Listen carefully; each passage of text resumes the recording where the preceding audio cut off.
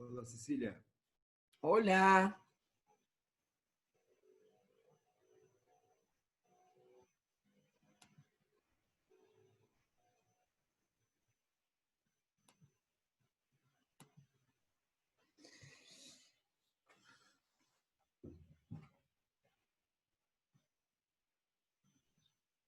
Buenas tardes a todos.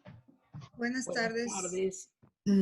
Buenas tardes, Joao. Buenas tardes, Mateo. Bueno, vemos, ya hay un montón de gente, no los vamos a poder saludar de a uno. Hola, Joao. Hola, Mateo. Está ahí Sandra Damiano también saludando. Bueno, vemos a Rosario Martínez, Ana Pizarrosa, bueno, un montón de gente conocida. Estamos muy contentos de verlos de nuevo a todos acá. En unos minutos ya vamos a dar comienzo a la actividad.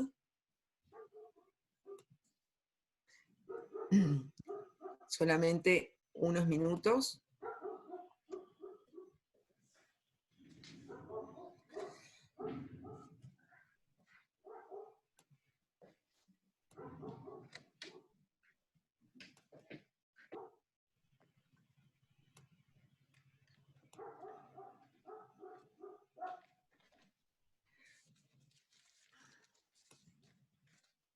Bueno. Estamos esperando que estemos todos. A ver, si tenemos que admitir más gente.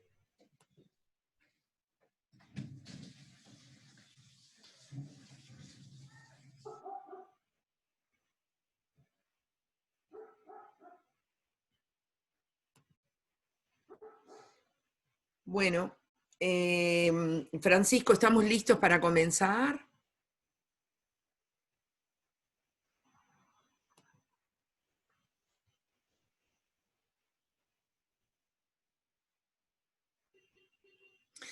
Bueno, muy bien. Bueno, les damos la bienvenida a todos. Como ya muchos de ustedes ya saben, esta es la continuación del trabajo que comenzó el 27 de abril, con la idea de generar un consenso latinoamericano. Hemos tenido la participación de muchos de ustedes a través de las distintas comunicaciones, tratando de generar un consenso, con la mayor participación posible de colegas latinoamericanos.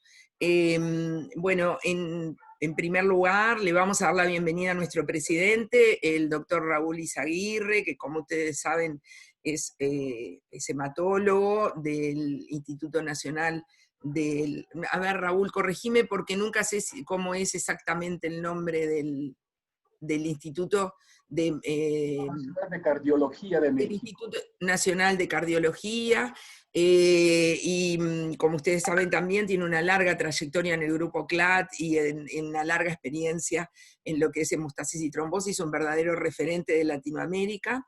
Él en unos minutos nos va entonces a introducir en el tema que nos compete.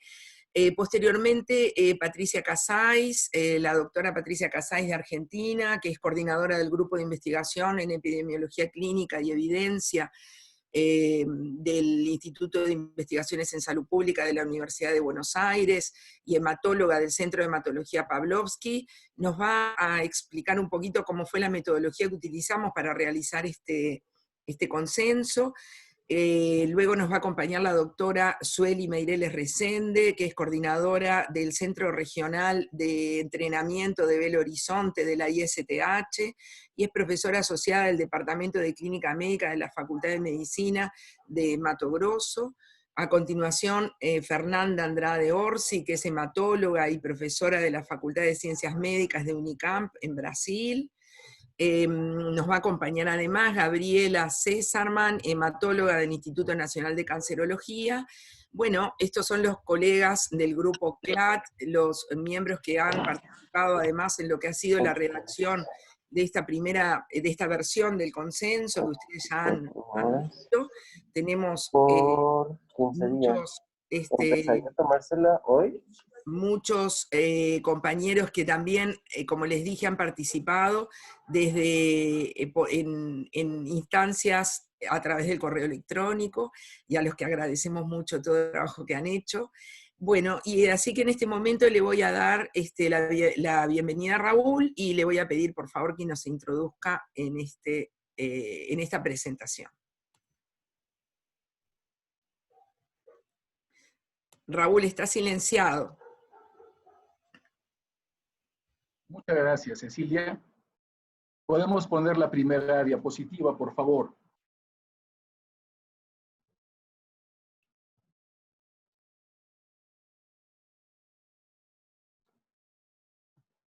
Muy bien. Buenas tardes a todos los colegas de Latinoamérica que se han conectado a este primer seminario. Hace algunas semanas, cuando comenté con Cecilia Guillermo la posibilidad de organizar una serie de seminarios en el grupo CLAT y hacer también un consenso sobre la enfermedad que estamos viviendo, fue inmediatamente acogida por toda la Junta Directiva con mucho entusiasmo.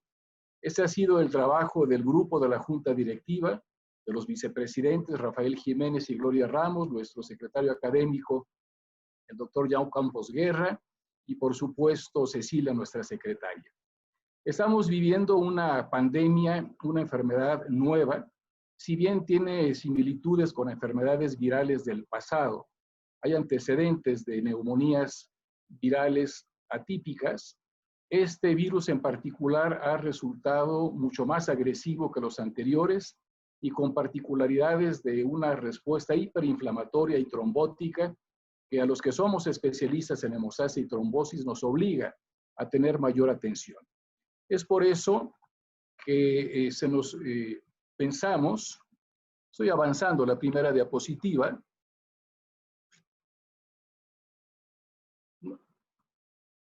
no avanza la diapositiva, ya está. Vean ustedes algunas cifras actualizadas al día de ayer. ¿Cómo ha afectado la pandemia a nuestro continente, especialmente a Latinoamérica? Brasil es el país que tiene mayor número de infectados y mayor número de fallecimientos, seguido por Perú, Chile, México, Ecuador, Colombia, República Dominicana, lo que nos obliga a tomar medidas especiales en normar las conductas, especialmente de trombosis en este grupo de pacientes. Como ustedes bien saben, es una enfermedad producida por un virus altamente trombogénico, a juzgar por las primeras reportes epidemiológicos, que establecen entre un 25 y 40% de algún tipo de complicación trombótica. Estoy avanzando la siguiente diapositiva y creo que ya está. Así es que ante esta nueva enfermedad hay pocas evidencias hasta antes de que apareciera. Es difícil encontrar evidencia de algo que no existía, pero ahora en estos 4 meses que hemos tenido de evolución han aparecido una serie de comunicados sobre los cuales se pueden basar algunas pautas de tratamiento. Las bases del tratamiento son, en primer lugar, suprimir la replicación viral, en segundo lugar, suprimir la respuesta inflamatoria inmunitaria, y lo que nos corresponde a los hematólogos y todo el grupo de colegas de otras especialidades que manejamos hemostasia y trombosis, prevenir y tratar las complicaciones trombóticas. Y aquí no hay otra cosa más que ampliar la serie de campañas contra la trombosis que se han establecido en los últimos 20 o 25 años. Ha habido una intensa campaña mundial para la prevención de trombosis, sobre todo a partir de la creación del Día Mundial de la Trombosis por parte de la Organización Mundial de la Salud. En esta nueva enfermedad, por este nuevo virus, se han visto algunas particularidades. Además de la clásica enfermedad tromboembólica venosa, sabemos muy bien que hay un tipo de microangiopatía trombótica local, que es una coagulación intravascular diseminada muy propia o de particularidades especiales para el pulmón. aparentemente una coagulación intravascular diseminada local que termina por hacerse en algunos casos sistémica. Entonces, este grupo de complicaciones trombóticas que representan tal vez entre el 30 y 40% de los casos, y seguramente esas cifras se modificarán en las siguientes semanas y meses, es la justificación para que el Grupo Cooperativo Latinoamericano de Hemostasia y Trombosis trate de encontrar un consenso sobre las pautas de profilaxis y tratamiento antitrombótico para los pacientes que estamos viendo cada vez más en nuestros respectivos países.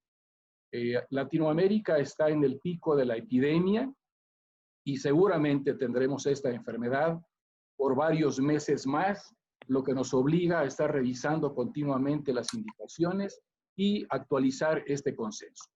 Termino esta presentación con la siguiente diapositiva, no sé por qué no, aquí está, donde se ha logrado tener un documento donde se ha recopilado la metodología y el manejo del riesgo de trombosis asociada a esta nueva enfermedad, COVID-19.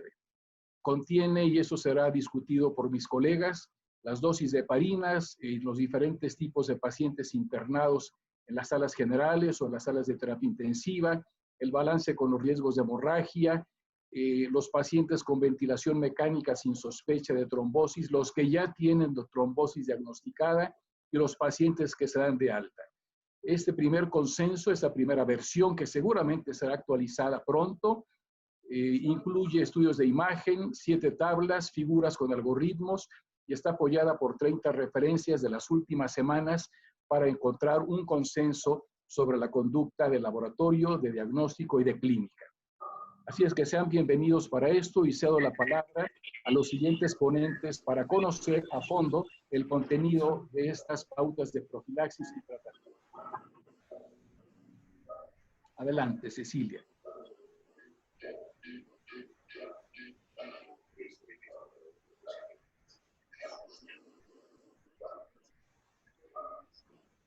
Doctora, está silenciada.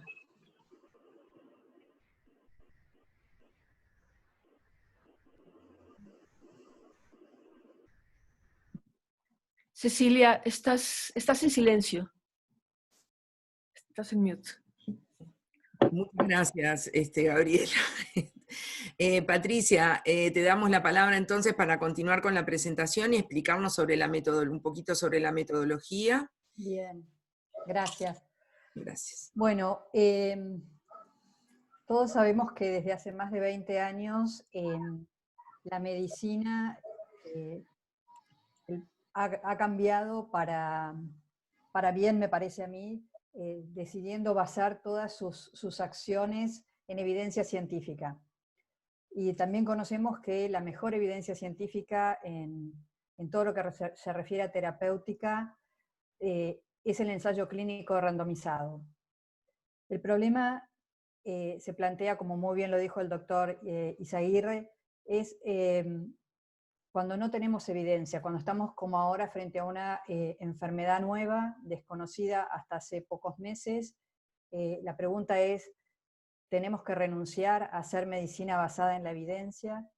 Y la respuesta es no. Por eso en esta diapositiva está la definición de medicina basada en la evidencia, que consiste en la consciente, explícita y juiciosa utilización de la mejor evidencia científica disponible para tomar decisiones sobre el cuidado de pacientes individuales. También se define como un proceso de incorporación de la mejor evidencia científica a la práctica médica.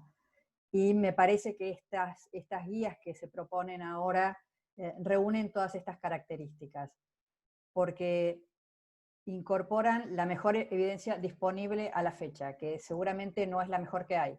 Los ensayos clínicos van a estar para julio o agosto.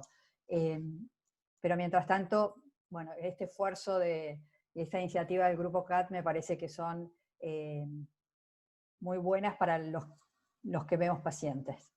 Entonces, ¿cómo se concretó este consenso? El Grupo CAT designó un comité de redacción compuesto por 7 miembros de 4 países. Esos 7 miembros son el doctor Izaguirre, la doctora César Mann de México, la doctora Cecilia Guillermo y Rosario Martínez de Uruguay, y las doctoras Sueli Resende, Fernanda Orsi de Brasil, y por mí, Patricia Casais de Argentina. Nosotros fuimos las encargadas de hacer la revisión de la literatura, la revisión crítica, de ir actualizando y de redactar el documento. Luego de la reunión virtual del 27 de abril, donde hubo 80 participantes y se evaluaron algunas de las guías locales de Latinoamérica disponibles hasta el momento. En esa ocasión se evaluaron las de Argentina, las de Bolivia, Brasil, México, Paraguay y Uruguay, además de algunas internacionales disponibles en ese momento. Entonces, resultado de esa primera reunión, se confeccionó un primer manuscrito que fue enviado el día 9 de mayo para su revisión a 36 personas, entre ellos los representantes nacionales y otros expertos de Latinoamérica.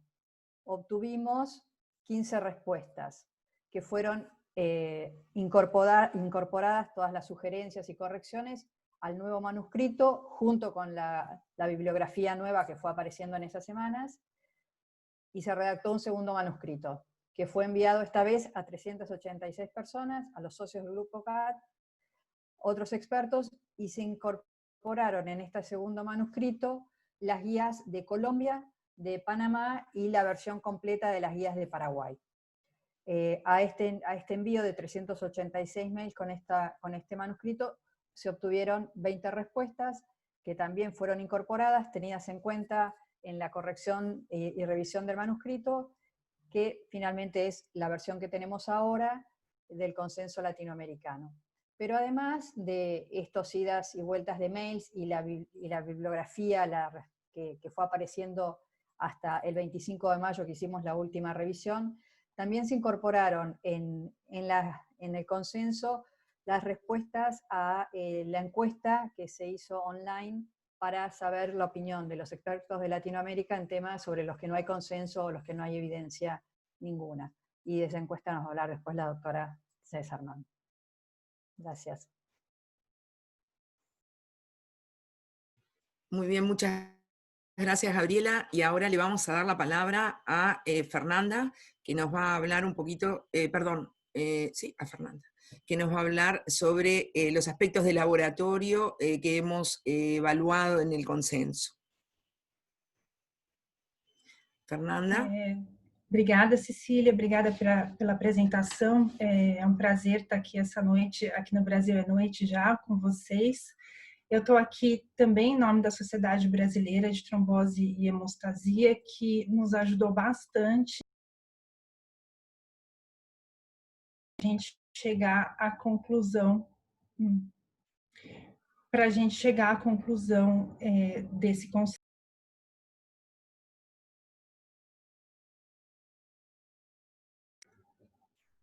Deixa eu ver se eu consigo. Fernanda, teu áudio ele está entrando e saindo, tá? Tá. Fernanda, a ver, ¿podés ahora? Ahora sí. Ahí está, perfecto. No.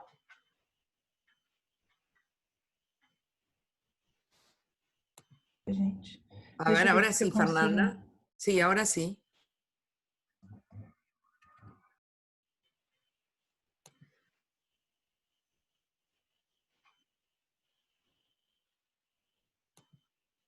Fernanda, a ver, en este momento te estamos escuchando, Fernanda, pero tú... Sim, eu não consigo ter acesso aos slides para passar. E agora? Pronto, vamos ver se eu consigo. Não.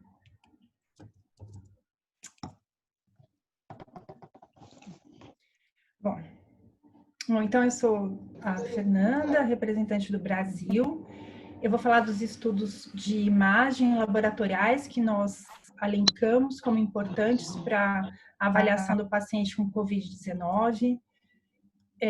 Eu vou falar do monitoramento da coagulação e também do risco trombótico através de exames complementares, o controle da anticoagulação e também o diagnóstico, os exames para o diagnóstico dos eventos trombóticos.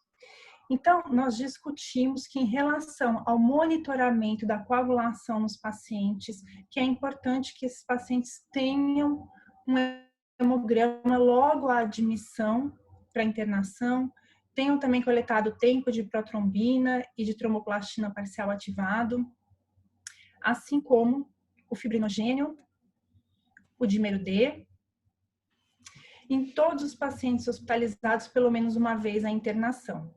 Entretanto, os pacientes já em estado crítico que recebam um tratamento em unidades de terapia intensiva, nós sugerimos que esses exames sejam repetidos periodicamente.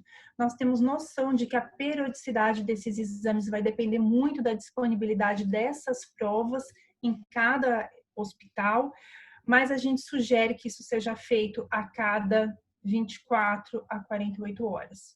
Eu não mexi em nada. Deixa eu ver se eu acho. Segundo, Fernanda, perdón, que la presentación... Sumiu daqui, né? Estamos viendo la presentación. Vocês querem que eu compartilhe a minha apresentação? Às vezes é melhor. Sí, É melhor, porque eu acho que vai ficar mais... Ahí está, perfecto. Pronto? Sí. Só um minutinho.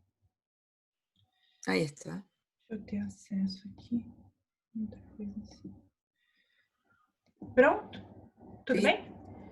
Então, muito bem. Então, seguindo, eu já falei aqui das provas a serem solicitadas e qual é a importância desse monitoramento, qual é a importância da solicitação dessas provas. A primeira coisa é para se avaliar e controlar o risco desses pacientes em desenvolver coagulação intravascular disseminada ou a coagulopatia induzida pela sepsis, que parece ser inclusive mais frequente do que a coagulação intravascular disseminada. Nós colocamos no consenso essas duas tabelas, que são tabelas dos scores diagnósticos, tanto para CIVD quanto para SIC, e como vocês podem ver, em ambas as tabelas são necessárias as contagens plaquetárias, os tempos de coagulação de protrombina, fibrinogênio e dímeros D. Então, esses exames, eles são essenciais para poder acompanhar o paciente quanto ao desenvolvimento dessas complicações hemostáticas. Além disso, esses exames são importantes para o risco hemorrágico, para a avaliação de risco hemorrágico desses pacientes.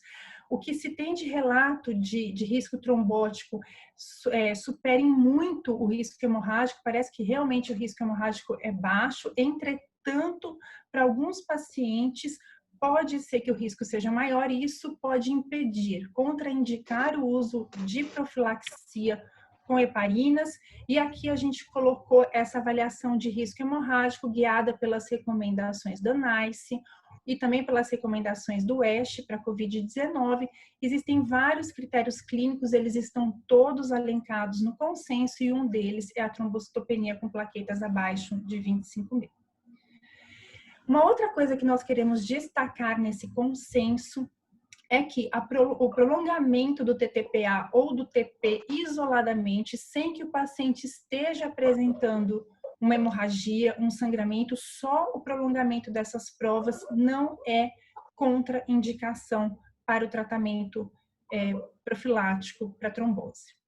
Além disso, esses exames vão ajudar também a classificar o risco trombótico. Isso é muito controverso, depois a Sueli vai colocar quais são os esquemas de profilaxia que nós acordamos no consenso, mas alguns trabalhos mostram um maior risco trombótico para os pacientes com uma maior inflamação, que seriam aqueles com PCR mais elevado, ou interleucina, ou linfopenia, ainda com dímeros D acima de 3 vezes o normal, ou pacientes com dímeros D aí já muito elevados, acima de 6 vezes, ou ainda os pacientes com score de CIVD ou SIC elevado. Mas é importante destacar que não existe um score, uma escala de risco trombótico que seja validada para esses pacientes com COVID-19 e o que os marcadores que nós estamos utilizando aqui, expondo para vocês, são marcadores que foram em um ou outro estudo associados ao maior risco de trombose na COVID-19, principalmente estudos chineses. Bom, Uma outra coisa importante para o monitoramento laboratorial dos pacientes é a avaliação da anticoagulação. Em alguns casos pode ser necessário o uso de heparina não fracionada, e aqui a gente gostaria de destacar que o controle da heparina não fracionada nesses pacientes, se possível, nós recomendamos fazer o segmento da dose terapêutica por unidades inibitórias de fator 10 ativado, de preferência sobre o uso do TTPA, porque o TTPA ele pode estar tanto diminuído, encurtado, quanto alargado nesses pacientes por diferentes outras alterações hemostáticas que eles possam apresentar. E por fim, em relação ao risco, em relação aos eventos agudos de trombose, nós ressaltamos a importância de se fazer um diagnóstico objetivo do evento trombótico, e esse diagnóstico tem que ser feito por estudos de imagem, sempre que possíveis, os estudos validados para tal, como, por exemplo, a angiotomografia, o Doppler, mas nós sabemos que em algumas condições não é possível transportar esses pacientes, se estiverem em ventilação mecânica, para uma unidade radiológica, e aí ou o paciente está muito instável para esse transporte, e aí a gente sugere que pode haver um diagnóstico presuntivo de uma embolia pulmonar, principalmente, que daí guia o tratamento, e esse diagnóstico deve ser, então, baseado nos casos de impossibilidade de confirmar por um exame de imagem próprio, ele deve ser baseado na história clínica, no exame físico, em algumas provas que podem sugerir sobrecarga do ventrículo direito ou hipertensão pulmonar. Que provas seriam essas? Ou análise pelo ecocardiograma, ou alterações da troponina e do proBNP, ou ainda o aumento do dímero D isoladamente, sem ter concomitantemente o aumento de outras provas inflamatórias, como o PCR e a ferritina. E aqui a gente gostaria ainda de destacar que a dilatação e a hipocinesia do ventrículo direito também são sinais que sugerem embolia pulmonar e que podem ser levados em consideração caso haja suspeita desse diagnóstico para poder guiar o tratamento do paciente. Era isso que eu queria colocar para vocês em relação ao que nós sugerimos de acompanhamento laboratorial por exames complementares desses pacientes. E eu agradeço vocês pela atenção e ao final eu vou estar disponível para perguntas. Muito obrigada. Cecília? Muchas gracias, Fernanda, excelente como siempre. Y ahora vamos a seguir con la presentación de Sueli Resende sobre las recomendaciones o sugerencias que hemos podido realizar en este consenso sobre la parte terapéutica. Sueli, no sé si estás allí pronta para esto. Y otra cosa que les iba a decir, aprovechando mientras ponemos la presentación, que tenemos una gran cantidad de preguntas por el chat. Les pedimos que hagan las preguntas por el chat. Vieron que abajo todos tienen la opción en la pantallita de escribir en el chat y contestar, y nosotros vamos a ir organizando las preguntas para el final. Muchas felicitaciones también para Fernanda por acá y para todos los otros expositores. Así que le damos la palabra a Sueli y les pedimos eso, que se comuniquen por chat con nosotros. Gracias. Gracias, Cecilia. Buenas noches a todos los colegas latinoamericanos. Es un placer estar aquí y estoy muy contenta con la invitación de Raúl y Cecilia para fazer parte de esta iniciativa tão interessante, tão importante, que é guia para a Latinoamérica em tromboprofilaxis e tratamento de tromboses venosas em pacientes com COVID-19. Bem, eu vou falar em português e os slides estão em castelhano, então vou começar. Bem, com relação à tromboprofilaxia nos pacientes com COVID, eu penso que esta é provavelmente, sem sombra de dúvidas, a parte mais importante que a gente tem para discutir sobre a questão da trombose nesses pacientes, né? A gente tem visto alguns relatos, alguns estudos na maioria deles, estudos com um número muito pequeno de casos até então, e, portanto, com um grau de recomendação que é pequeno, baixo, mas a gente tem visto um número elevado de trombose nesses pacientes. Então, a primeira coisa que a gente discutiu nesse grupo de colegas aqui, dos 7 colegas e mais expandidos, chegando até 80 colegas, né, da América Latina, foi que todos os pacientes hospitalizados, né, com a Covid-19, exceto os que têm hemorragia no momento ou alto risco hemorrágico, eles precisam de tromboprofilaxia. E aqui uma questão que às vezes nos perguntam é se a gente deveria aplicar uma escala para acessar o risco nesses pacientes. Tem um estudo que fez isso e ele encontrou 40% dos pacientes de alto risco pelo score de Padua. Né? A gente sabe que no paciente normalmente hospitalizado em enfermaria, o paciente clínico, 20 a 40% deles são alto risco para trombose e vão requerer tromboprofilaxia. Só que aqui, como a gente está vendo um risco muito alto dos pacientes na enfermaria, também já chegando com trombose, que vai de 7 a 10% em 2 estudos que a gente já tem mostrando isso, a gente entende que é muito importante anticoagular esses pacientes na internação, tanto do CTI quanto da enfermaria, e no momento sem aplicação de nenhuma escala de score de risco, mas considerando somente não anticoagular os pacientes que têm um risco elevado de hemorragia. Então, essa é a primeira recomendação que eu acho que é de consenso geral, não somente aqui no nosso consenso, mas todos os que a gente tem visto, lido, os colegas com lido, esse é o ponto que eu acho que é o ponto principal. Nós não podemos não fazer. Tá?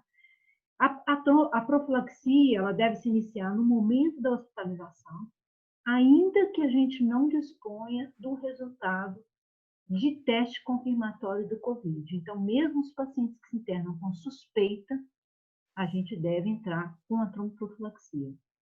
Com quais anticoagulantes? Preferencialmente, heparina de baixo peso molecular. Por quê?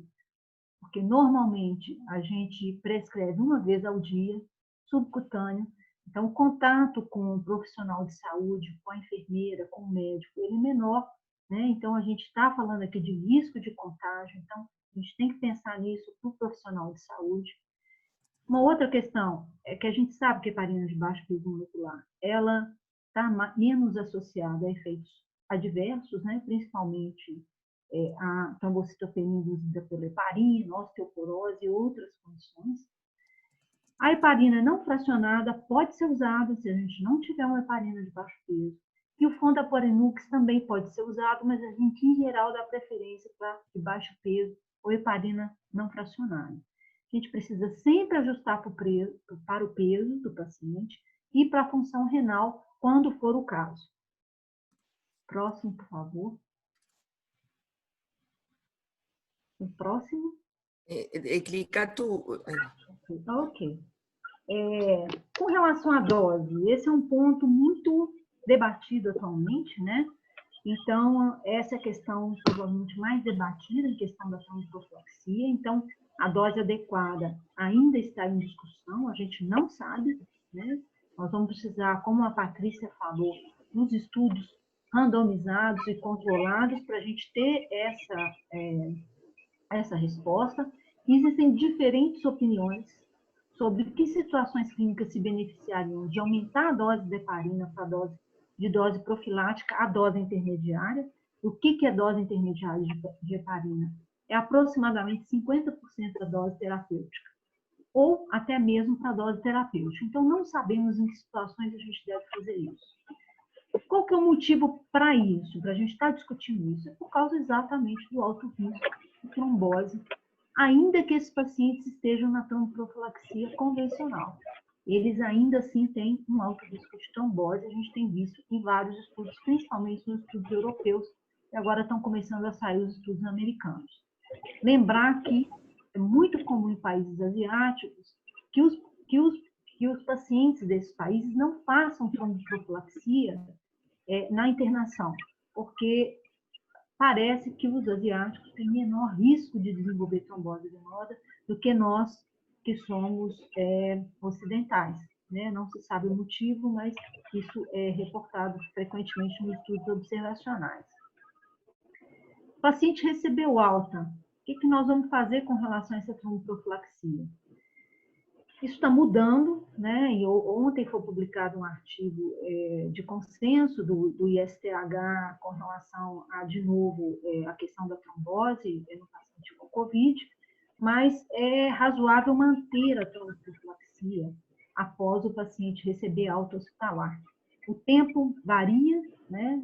7 a 14 dias para o paciente clínico que não teve trombose, pode ser um pouco mais, especialmente se o paciente está imobilizado, especialmente se o paciente tem outros fatores de risco para desenvolver trombose. Então, esse tempo também a gente não sabe exatamente qual seria, mas minimamente 7 a 14 dias a gente recomendaria, e os autores e os estudiosos têm recomendado isso também. Eu gostaria que passasse para mim, porque o meu não está passando. É o próximo, por favor. Graças. Bem, o tratamento, se o paciente teve trombose e ela foi confirmada, né, o tratamento da trombose é o mesmo que a gente conhece para os demais pacientes. Então, a dose terapêutica, tanto de heparina de baixo peso, quanto não fracionada, quanto fondaparinux, ele vai ser indicado nessa suspeita ou confirmação, na dependência aí, de preferência confirmado nesses pacientes. Ou aqueles pacientes que já estavam anticoagulados previamente e precisam continuar anticoagulados. Depois que esse paciente sai, né, no paciente não crítico, né, essa é uma pergunta que a gente tem tido muito também dos colegas, o paciente que já estava tomando DOAC quando internou, né, tem se discutido muito. Então, se o paciente não está em estado crítico, está na enfermaria, está estável, não tem nenhuma contraindicação para usar algum DOAC, não está recebendo nenhum antiviral que possa ter interação medicamentosa ou outra medicação, a gente sabe que os DOACs, a gente tem mais de 300 medicamentos que têm interação medicamentosa com cada um dos DOACs. Então, é importante avaliar tudo isso. Se o paciente está estável, podemos continuar com o DOAC reavaliando esse paciente diariamente. Se ele começa a ficar instável e mais crítico, recomenda-se trocar para heparina de baixo peso ou heparina não fracionada. E, assim como o tratamento dos demais eventos tromboembólicos, recomenda-se tratar esse paciente por pelo menos 3 meses depois de iniciado esse tratamento trombótico. Próximo.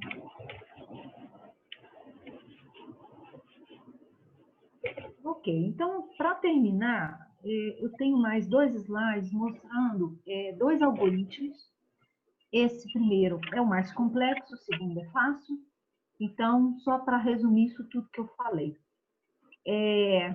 Paciente internou com suspeita ou diagnóstico de COVID, iniciar precocemente a tromboprofilaxia para todos os pacientes hospitalizados, a não ser que exista hemorragia ativa naquele momento ou fatores de risco para hemorragia.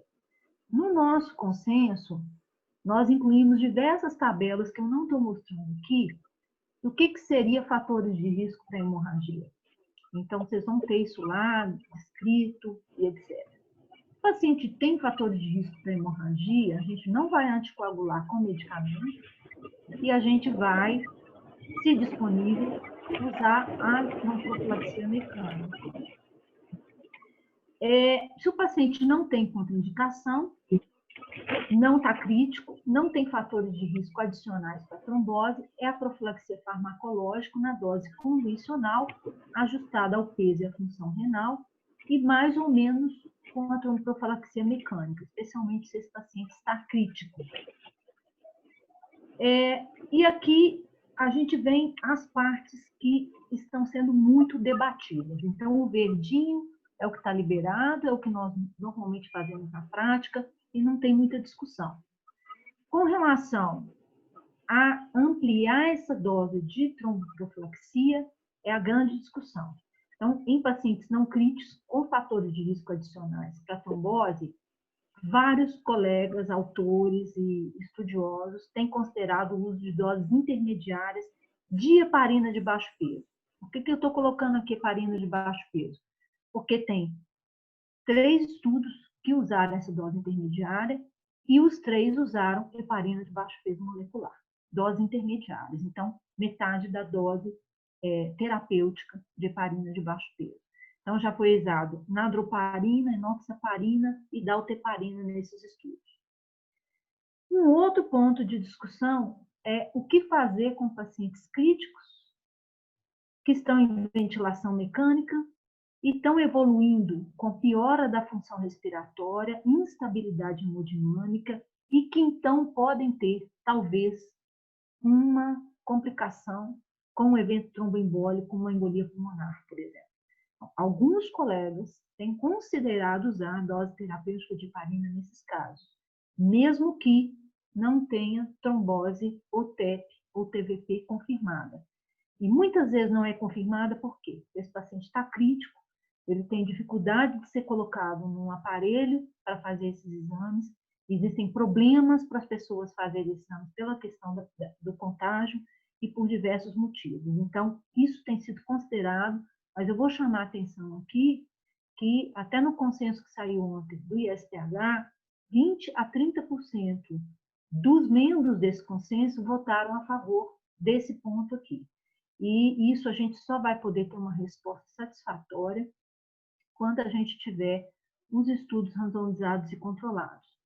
Saiu também, acabou de sair um artigo publicado no Blood, de um estudo com propensity score, não sei traduzir isso para português, mostrando que não teve diferença numa avaliação deles retrospectiva de pacientes internados nos Estados Unidos, quando se comparou a mortalidade nos pacientes com dose terapêutica e doses convencionais. Então, eu vou terminar com o próximo slide. Próximo, por favor. Com o tratamento da trombose na COVID, que é basicamente o que a gente já sabe, o que a gente já faz. Então, um paciente com suspeita ou diagnóstico, preferencialmente, confirmar o diagnóstico da trombose por anjo-TC, eco, doppler em membros inferiores, o que seja, e proceder com tratamento convencional. E eu fico por aqui e vou deixar o espaço aqui para a Gabriela falar agora de uma interessante encuesta que foi feita e depois a gente vai abrir para as perguntas. Se eu souber, nós vamos debater sobre isso. Muito obrigada pela atenção de todos. Bueno, muchísimas gracias, Sueli, excelente. Les digo que siguen llegando muchas preguntas. Por favor, utilicen el chat para enviarnos las preguntas, así podemos organizarnos al final. Y ahora, como introdujo ya Sueli, vamos a darle la palabra a Gabriela Cesarman, que nos va a mostrar una presentación muy interesante sobre una encuesta que les enviamos. Muchos de ustedes la contestaron, así que realmente los resultados son llamativos y nos va a gustar mucho compartirlos en este momento con ustedes. Así que le doy la palabra a Gabriela. Buenas tardes desde México y buenas noches a nuestros colegas de Brasil.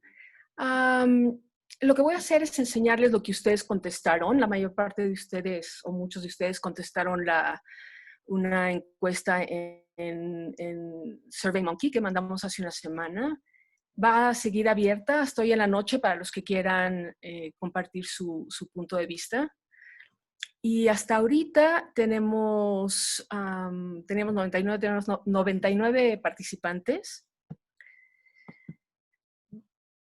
La mayor parte, en 82%, la opinión es personal. pero tenemos 17% más o menos, 18%, en donde la opinión representa ya sea el punto de vista de una sociedad o de una institución. Y hay muchísimas preguntas de cuál es el mejor manejo anticoagulante, tanto profilaxis como para manejo terapéutico en COVID-19, pero se hicieron 5 preguntas, como para los que no lo hayan contestado. Son 5 preguntas y están dirigidas a pacientes que están hospitalizados, ¿ok? No estamos tocando pacientes que están en casa muy graves o pacientes que ya se dieron de alta. Entonces, todas esas preguntas son, ¿qué tipo de anticoagulación darías? ¿Sería profiláctica, o dosis intermedias o terapéutica? Basado en diferentes situaciones clínicas de COVID. Y siempre y cuando, en todas, la pregunta era siempre y cuando el paciente no tenga sangrado, hemorragia activa, o no tenga mucho riesgo de hemorragia, o no tenga trombocitopenia por abajo de 25,000. Entonces, ¿qué contestaron ustedes? Pacientes hospitalizados, pero no críticos, si les van a dar heparina, sobre todo heparina bajo peso molecular, ¿cómo la darían? Interesante que las primeras 2, la verde y la azul, son dosis profilácticas de heparina bajo peso molecular. Más o menos de los que van a dar las dosis profilácticas, la mitad las ajusta a peso. En este consenso sugerimos que sí se ajusten a peso y pueden entrar a ver las tablas de cómo se ajusta a peso para las diferentes heparinas. Algunos contestaron que darían dosis intermedias, uno que daría dosis terapéuticas y 3 que no darían heparina. Yo creo que esto fue hace una semana. Yo creo que hay ya muchos más suficientes datos para saber que siempre le das a los pacientes, les ofreces anticoagulación profiláctica si es que no están sangrando, ¿no? ¿Qué va a ser mejor? ¿Va a ser mejor dosis profilácticas o estas dosis terapéuticas? No sabemos, pero se están haciendo los estudios y quizá estos tengan razón y quizá estos, ¿no? Vamos a tener que esperar. Segunda pregunta, ¿qué pasa si tu paciente está hospitalizado, no está crítico, pero sí tiene más factores de riesgo de trombosis? Tanto por laboratorio, como demostró Fernanda, como clínicos, ¿no? que demostró Sueli. Entonces, si tienes estos factores, si tienes unos dímeros de por arriba de 3 veces el valor basal, aquí pusimos 1500 porque casi todos los laboratorios usan un valor de corte de 500, pero hay laboratorios que usan 250. Y tienes PCR elevada o tienes comorbilidades, tienes un cáncer activo, por ejemplo, ¿no? Entonces la pregunta es, ¿qué haces? Y aquí ya cambia un poquito. La tercera parte migraría de dosis terapéuticas a dosis profilácticas, de dosis profilácticas a dosis intermedias. Y una cuarta parte daría en estos pacientes no críticos, pero que están hospitalizados, ya daría dosis terapéuticas, que es interesante y que puede ser que esté bien. De nuevo, no sabemos cuál de estos va a ser el que acabemos finalmente dando cuando tengamos los resultados de los estudios aleatorizados. Tercer grupo, pacientes que ya están en terapia intensiva, están intubados, pero no tienen ninguno de los datos que se mencionaron antes que te haga sospechar trombosis, ¿ok? Entonces, no lo has confirmado ni lo has sospechado. No tiene hipertensión pulmonar, no tiene sobrecarga derecha, etcétera, ¿no? Entonces, no sé si se acuerdan qué contestó cada quien, pero les voy a enseñar qué contestaron como grupo.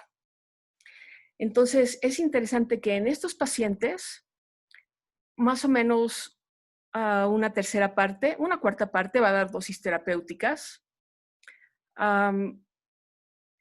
Creo... No sé si sí está bien. Y lo que es interesante es que en pacientes ventilados sigue habiendo una buena proporción de personas, como 30%, 32%, que siguen dando dosis profilácticas. Quizá por el riesgo de hemorragia. ¿Será lo correcto o no? la mayor parte de la gente migraría hacia dosis, por lo menos dosis intermedias. Y por último, ¿qué pasa si tienes un paciente en terapia intensiva que está ventilado y que tiene sospecha de trombosis, pero no puedes estar seguro si tiene trombosis o no, porque no lo puedes llevar, no puedes hacer el estudio? Pero por laboratorio y por clínica sospechas que lo más probable es que este paciente tenga o tiene muy alto riesgo de tener una trombosis. Y aquí la gran mayoría los tratarían como si tuvieran trombosis, ¿no? Sigue habiendo un grupo que es un poquito más como precavido, ¿no? La pregunta es, de nuevo, yo creo que, digo, en el consenso, la sugerencia es, si crees que tiene trombosis, usa dosis terapéuticas. Y por último, hay mucha discusión de si basado en el nivel de corte de dímeros D, harías alguna migración de dosis de profilaxis a intermedia o a terapéutica. Esto es basado en un estudio de Tang, que usa este corte, pero la verdad es que no está muy claro cuál es el nivel de corte que se asocia a mucho mayor riesgo de trombosis. Pero bueno, la pregunta aquí para ustedes era, si tienes 6 veces más por arriba del valor normal de tu laboratorio, ¿darías dosis más altas, sí o no? Y la mayor parte de la gente diría que sí, que es muy interesante, 60%. ¿Okay? Esas fueron las preguntas. Hay un montón de preguntas más que se tienen que contestar en COVID-19, pero bueno, estas fueron las del consenso. Los que quieran seguir contestando de aquí a las 12 de la noche, sería bueno tener su opinión, ¿no? Eso es todo. Bueno, muy bien, muchísimas gracias a todos nuestros expositores. La verdad que ha sido un gusto para todos nosotros trabajar en este consenso. Lo hemos disfrutado, creo, a pesar del gran trabajo, y además nos ha gustado mucho compartirlo con tantos colegas latinoamericanos que la verdad que han contribuido enormemente al desarrollo de este trabajo.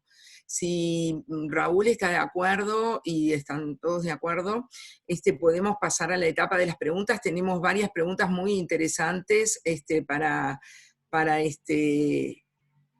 discutir. Me parece que hay varios puntos que si quieren les voy comentando. No sé, Raúl, si tú querés hacer alguna otra observación antes de pasar a las preguntas. No, adelante, pasemos a las preguntas. Bueno, muy bien. En ese caso, voy a empezar con algunas preguntas que hay de laboratorio. Nos pregunta, esta es específica, bueno, entonces para Fernanda, nos pregunta Claudio Martín Rosa sobre el valor de corte de la linfopenia, por qué utilizar 800 o 1000, en realidad, bueno, te doy la palabra, Fernanda. Me iba a poner a contestar, pero te doy la palabra. Está en silencio. Sim. Esse valor de corte é um valor de corte que veio de consensos de alguns países, e ele é também reflexo do consenso espanhol, e vem também de um dos primeiros trabalhos que mostrou o aumento do risco de trombose em pacientes com COVID-19, que foi um trabalho chinês que eu comentei, que foi publicado finais de março no Journal of Thrombosis and Hemostasis. Mas você tem razão que não há um valor de corte preciso, tanto que não foi validado esse valor de corte para linfócitos, assim como para os outros parâmetros laboratoriais também. Então, mais importante do que o valor de corte em si, porque ele realmente é arbitrário nesse sentido, o que a gente gostaria de chamar a atenção é que a associação de sinais que sugerem uma inflamação exacerbada, como a linfopenia, o aumento da proteína C reativa, sim, podem indicar um maior risco trombótico, mas não há realmente como determinar um valor de cortes correto, porque esses valores de corte realmente não são validados. Eu acho que era isso que eu queria acrescentar. Muchas gracias, Fernanda. Después, también sobre la parte de laboratorio, nos pregunta el doctor Ludwig de Nicaragua sobre qué valor le daríamos al PRO-BNP, si no sería mejor utilizar la fracción NT, que se trataría de una fracción más sensible. Sim, sim. O NT PRO-BNP, ele é uma fração mais sensível porque ele tem maior estabilidade na circulação, então ele reflete mais realmente a liberação do BNP. O valor de corte seria o valor de corte do laboratório, validado para, que em geral já é validado para os casos de insuficiência cardíaca. Também não há um valor de corte validado para o diagnóstico de embolia, mas seria o aumento a partir do valor de corte do laboratório, mas sim se recomenda o NT-proBNP sobre o proBNP apenas por causa da estabilidade do analítico. Muy bien. Muchas gracias, Fernanda. En cuanto a preguntas de laboratorio, antes de pasar a la parte terapéutica, tenemos una observación de la doctora Ileana de los Reyes que me parece muy importante de explicar o dejar sentado el tiempo de toma para las unidades anti-10 activado, que es súper importante para establecer si está o no en valor terapéutico. Por otro lado, en cuanto al laboratorio también, otra observación del doctor Martín Rosa de Argentina es el hecho de utilizar como valor de corte de dedímeros 500 nanogramos,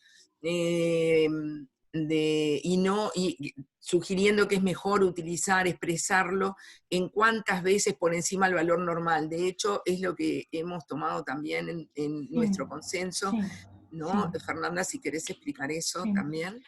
Sim, nós concordamos. A princípio, nós também havíamos inicialmente colocado valores absolutos, mas nós sabemos também que há uma variação interlaboratorial desses valores, sendo que seria mais recomendado, e também tem uma variação interpessoal em relação à idade e outras comorbidades que também podem elevar o dímero D. Então, no final do consenso, nós acordamos em colocar não valores de corte absoluto, mas sim valores de corte relativo, ou seja, 3 vezes acima do valor de referência ou 6 vezes acima do valor de referência para o seu laboratório, para as características do paciente também.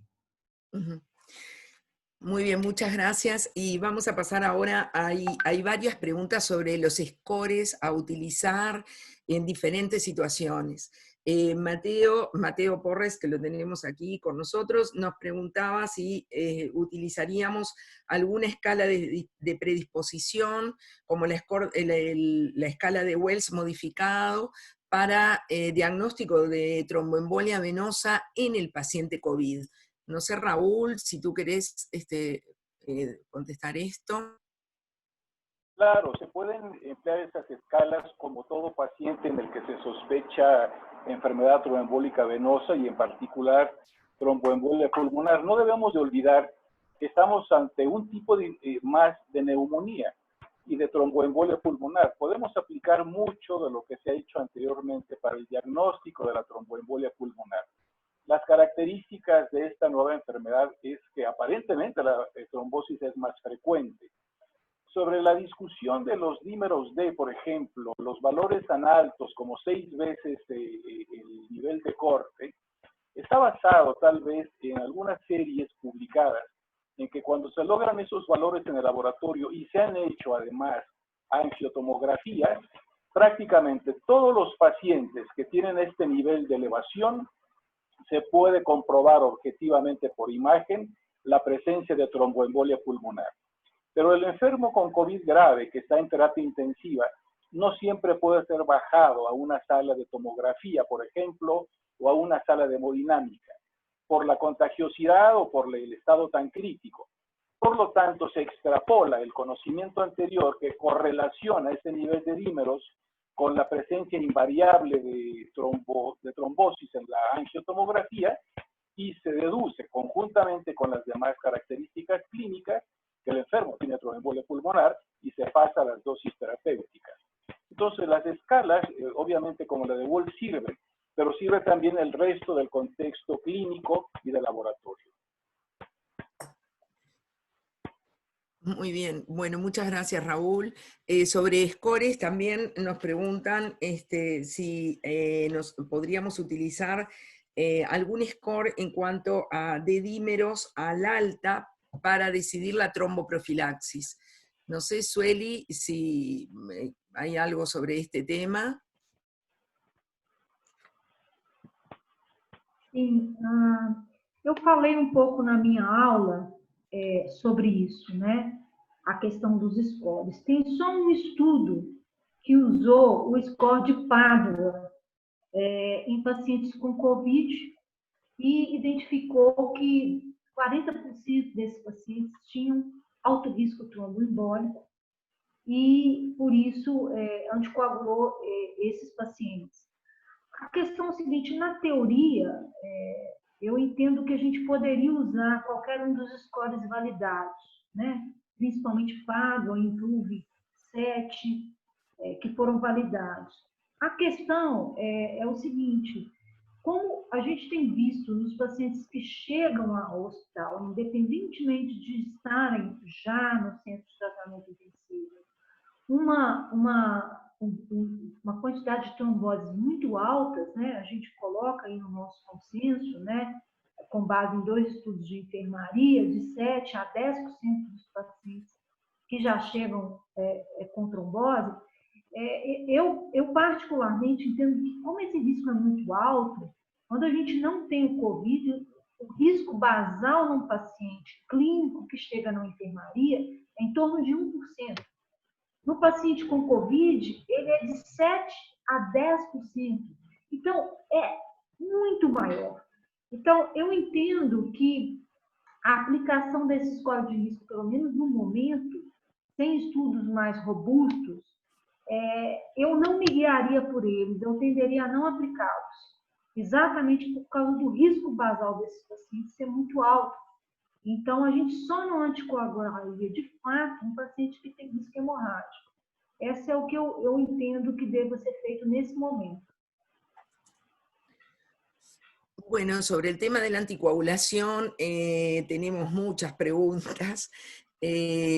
Algunas, por ejemplo, la doctora María Chiara de Brasil nos pregunta si en el paciente que se agrava con dedímeros elevados, lo anticoagulamos aún con angiotac negativa para tromboembolia pulmonar.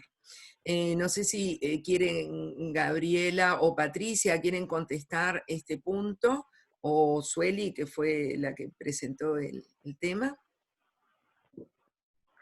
Cecília, a pergunta é se solamente com dímero D alto, sem comprovação da trombose, anticoagularia o paciente. ¿Es eso?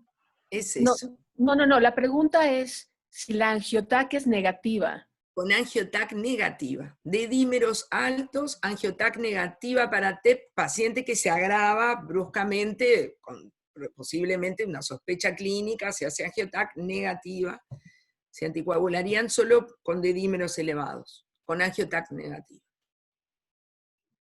Yo tendería a no anticoagular. No. A ver, Raúl, que levantó la mano ahí. Difícil, porque con la angiotac negativa lo único que uno descarta es tromboembolia pulmonar de grandes vasos y de grandes ramas pulmonares, posiblemente hasta segmentarias. Pero hay que recordar que en COVID, en las últimas publicaciones, insisten mucho en un tipo de trombosis que es la microangiopatía trombótica, y esta difícilmente la podemos ver en imagen. ¿Cómo hago para saber si el enfermo tiene obstrucción trombótica de los capilares? No lo voy a ver en la angiotomografía. Y esto se parece en la clínica a otras microangiopatías pulmonares, por ejemplo, la microangiopatía tumoral del pulmón, en que los pacientes que tienen trombosis capilar pulmonar, y se ha comprobado en las autopsias, en vida tenían angiotomografía negativa. Entonces, ¿qué quiero tratar? ¿Solo tromboembolia pulmonar o quiero tratar también trombosis capilar? El diagnóstico es difícil, por lo tanto la situación es muy difícil, es confusa. Pero no debemos de olvidar que no solo tratamos tromboembolia pulmonar, también habría que tratar coagulación intravascular diseminada. Y si un enfermo tiene coagulación intravascular diseminada predominantemente pulmonar, la angiotac está negativa. Bueno, Gabriela, ¿sí? Sí, yo lo único que agregaría es que estos pacientes pueden tener trombosis venosa profunda. Entonces, la angiotac puede ser negativa, pero habría que hacer ultrasonido de piernas. El estudio de Stefano Barco, que demuestra que haciendo los ultrasonidos detectas un número importante de trombosis proximales y también trombosis asociadas a catéteres o a catéteres de diálisis y cosas así, ¿no? Que puede ser, hay que buscar una trombosis si están altos los dímeros D, ¿no? O sea, si están altos, si están subiendo, ¿no? De hecho, en el chat se está dando esa discusión. Ludwig de Nicaragua apoyaba esa postura. Bueno, está pidiendo la palabra Mateo y Fernanda, así que, a ver, tocamos creo que el punto difícil. Yo creo que no te escuchamos. Perdón, la tomografía para mí es una maravilla porque se puede, como dice el doctor Aguirre, anatómicamente, ya como es multi-slice, se pueden ver hasta las trombosis distales subsegmentarias. Ahora, en un paciente que está muy inestable, yo creo que el ecocardiograma para ver el deterioro hemodinámico, las 5 T, ¿verdad? Si un paciente tiene neumotoras, atención por el ventilador u otras causas que pueden ser en ese momento actuar rápido. Entonces hay que tomar en cuenta eso, el ecocardiograma que no expone al personal de salud, que se puede hacer por una sola persona y inclusive irse directamente también a los miembros inferiores, ¿verdad? Una trombosis venosa a lo mejor no explicaría deterioro hemodinámico con un ataque normal, pero creo yo que ahora el ecocardiografista o el anestesiólogo cardiovascular entra bastante en juego cuando el paciente se deteriora, intuba y luego puede hacer un ecocardiograma transesofágico para preguntarse cuál es el deterioro hemodinámico y respiratorio, por ejemplo, ¿verdad? Lo hace al mismo tiempo. Entonces yo creo que en COVID-19 yo creo que ahora va a resurgir más y va a dar más fortaleza y solidez a esta herramienta terapéutica que es el ecocardiograma, ¿verdad? Ya sea transtorácico o transesofágico. Entonces es un comentario nada más.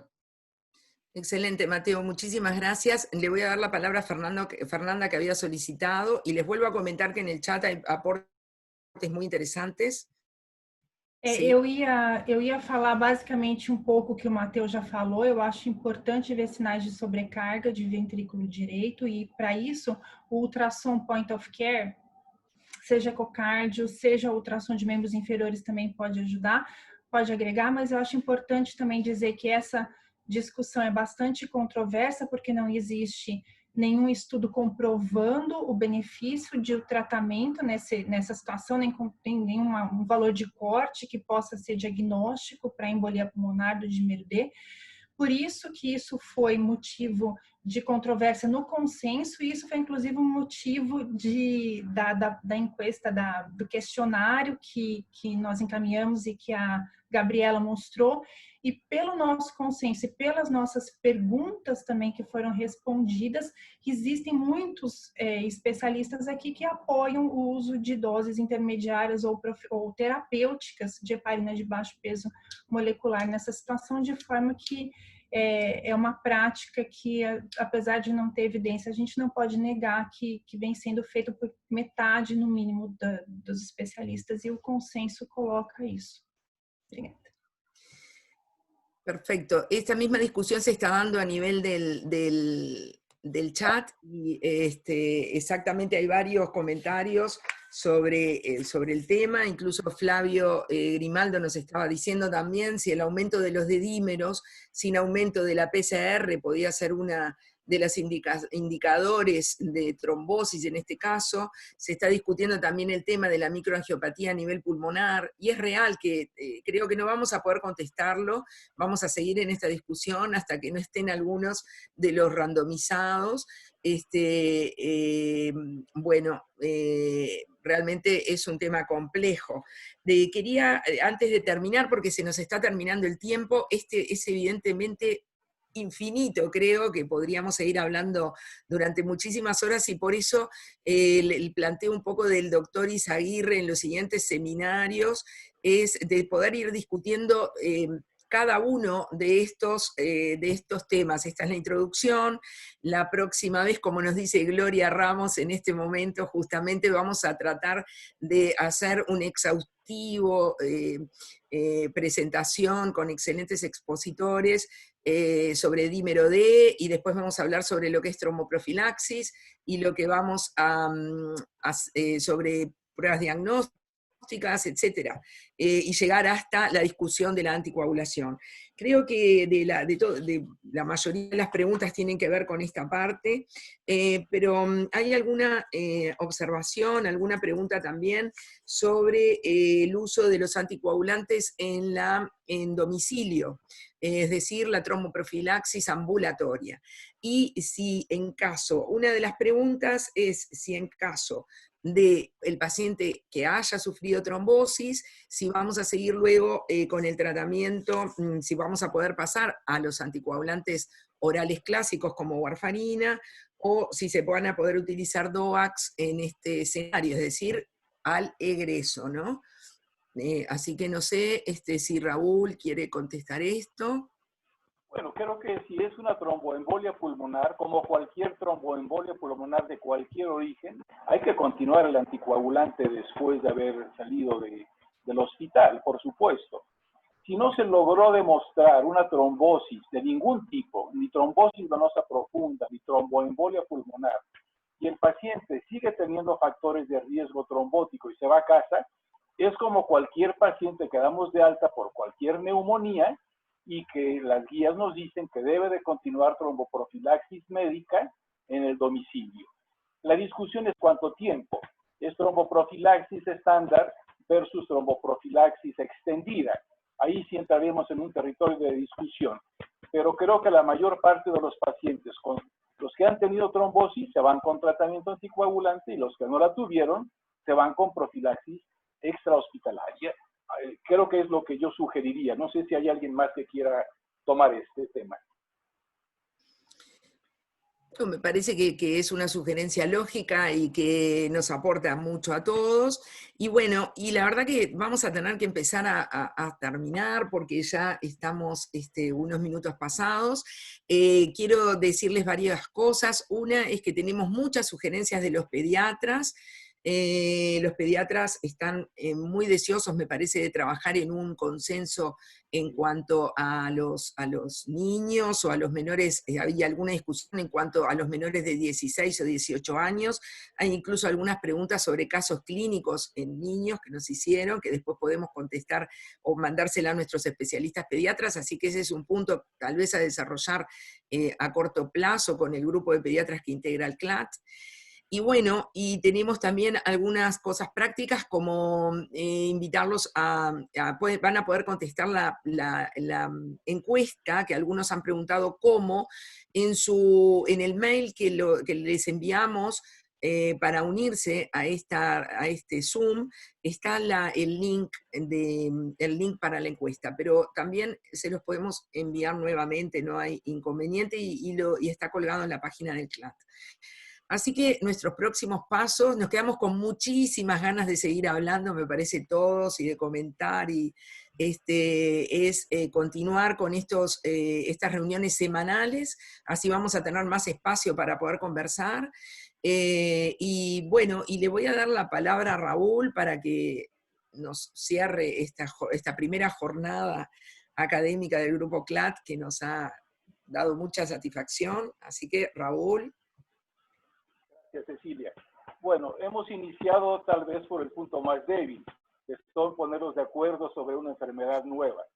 Pero el resto de los seminarios están programados justamente para discutir los pormenores de este COVID.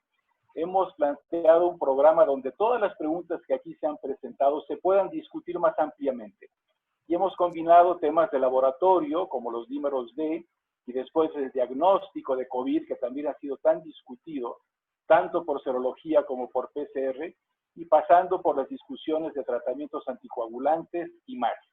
Entonces, este primer seminario del Grupo CLAD, a mí me da mucho gusto que hayamos empezado con esto. Creo que de aquí en adelante tendremos una nueva época en conferencias y también dentro del Grupo CLAD, y que podamos continuar con una serie de seminarios. Tenemos un bagaje riquísimo en todo el continente. Tenemos colegas brillantísimos en todos los países para que todos ellos puedan aportarnos continuamente en los seminarios educación continua. Así es que bienvenidos, muchas gracias a todos por el apoyo a esta primera sesión y esperamos que las siguientes sean mucho más interesantes. Gracias. Gracias, Raúl. Y bueno, lamentablemente nos vamos a tener que despedir. Quedamos, como siempre, a las órdenes. Nos pueden enviar por mail todas las preguntas y comentarios que se hayan quedado con ganas, que deben de ser muchas. A la brevedad les vamos a enviar el consenso a todos los que se han inscrito. Y bueno, y esperemos rápidamente tenerlo publicado también para que todos puedan acceder. Así que muchas gracias, buenas noches, que pasen muy bien, y los que no están en las buenas noches, buenas tardes, porque tenemos gente de toda Latinoamérica. Así que hasta pronto y los esperamos a todos la próxima semana. Gracias y hasta luego. Chau, chau.